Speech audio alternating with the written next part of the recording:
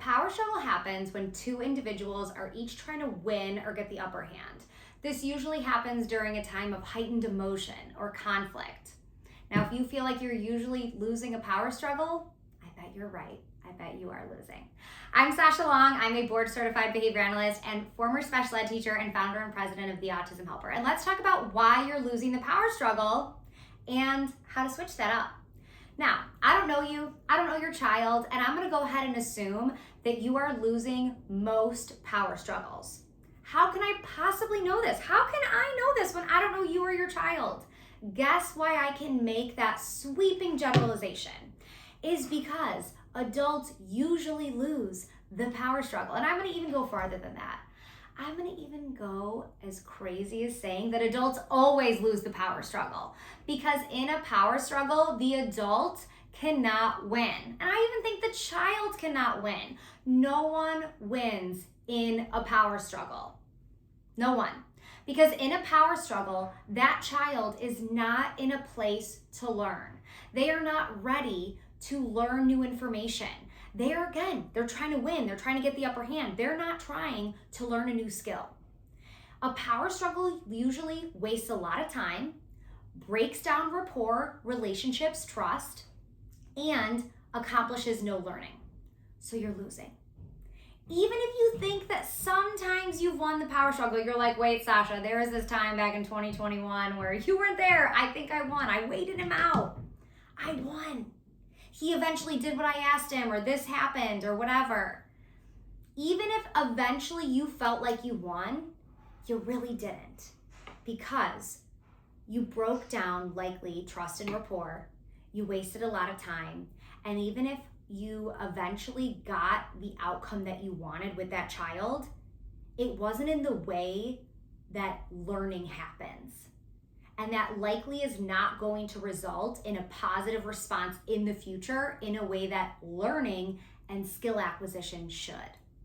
So how do we avoid this? Well, we avoid the power struggle. The power struggle is a place we don't want to be in, because once we're in the power struggle, we know the outcome. We're losing. So what do we do? First off, we're gonna start looking for precursor behaviors. Precursor behaviors are things that typically happen before a power struggle. A power struggle doesn't happen out of nowhere. There's typically agitation, frustration, small problem behaviors that are happening leading up to a bigger power struggle. You want to get good at looking for those. When I see a student having fists, or maybe scratching their desk, or starting to swear more, or fidget more, or stim more often, or having more echolalic behavior, I might know for that child that those are precursor behaviors. Maybe they're shutting down, putting their head down on the desk. Maybe their chin is all tucked in.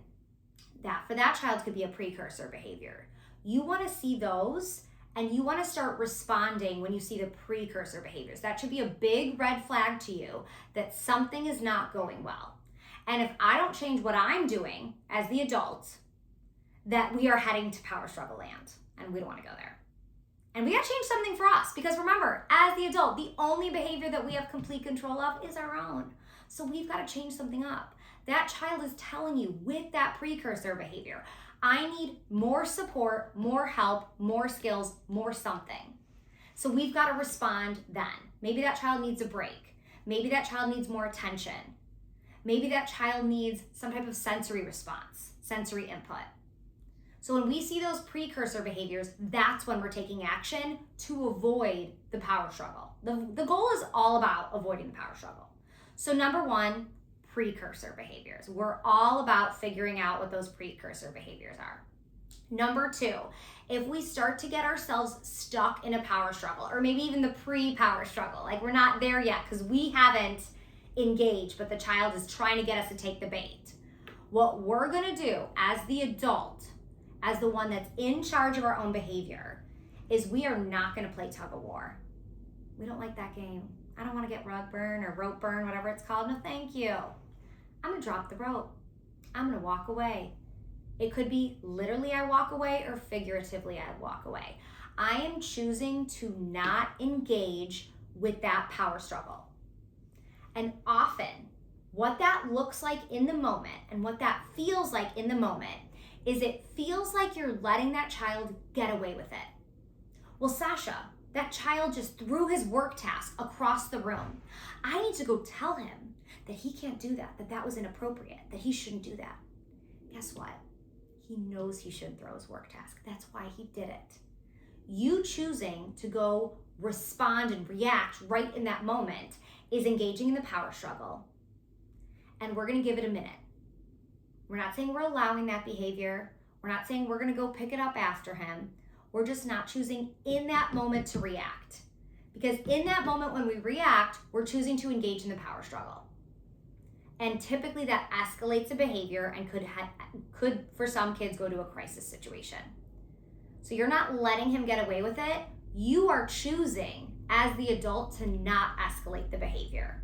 So maybe you let that work task just lay on the ground for a minute.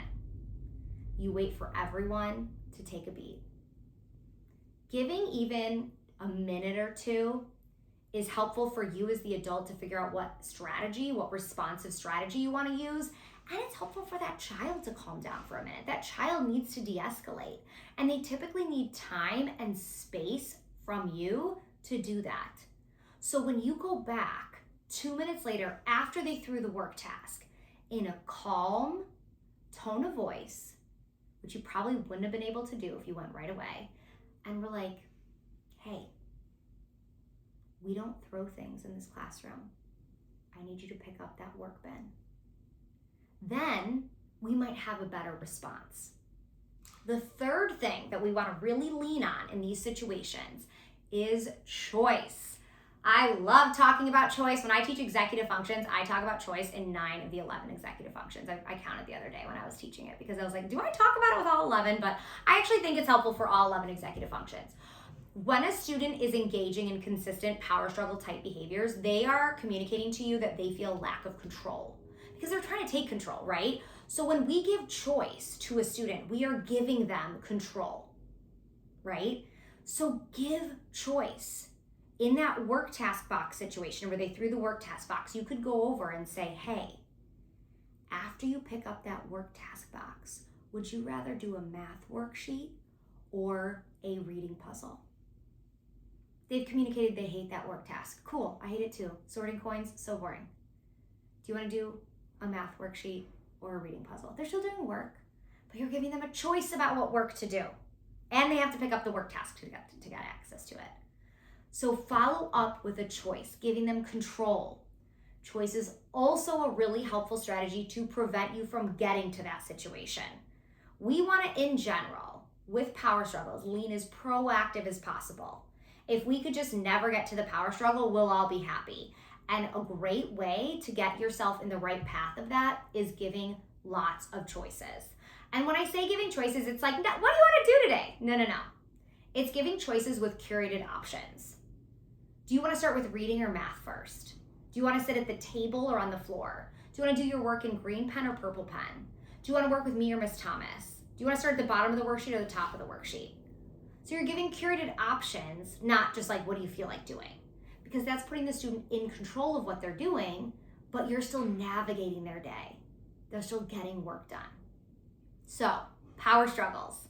We're not winning them, so we're not engaging in them.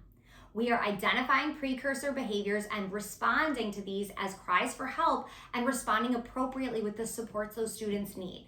If we get stuck in a power struggle, we're going to give time and space and lean in with a choice and a responsive strategy that supports that child and really teach those missing skills away from that problem behavior. I'm Sasha Long. I'm the founder and president of the Autism Helper. Please click like on this video and follow our channel. We've got a lot more videos on behavior coming up soon.